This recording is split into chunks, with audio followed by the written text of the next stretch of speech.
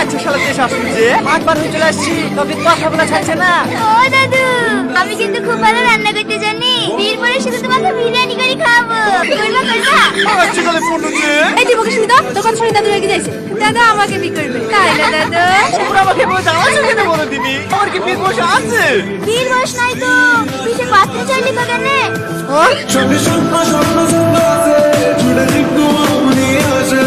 এই পর বুঝতে পেরেছি আসলে দেশ খারাপ না, আমাদেরও শহরও খারাপ। দাদা আগে আসো বসো, একটা বিড়ি খাও। দিবি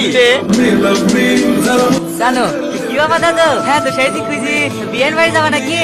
হ্যাঁ রে ভাই অনেকদিন যাওয়া নাই, যাই বড় মেয়েটিকে একটু দেখে আসি। হ্যাঁ হ্যাঁ মেয়ে কি দেখতে যাচ্ছ কি বিয়ান দেখতে যাচ্ছ সে তো আমরা বুঝি। শালাদের কিছু বলি রে।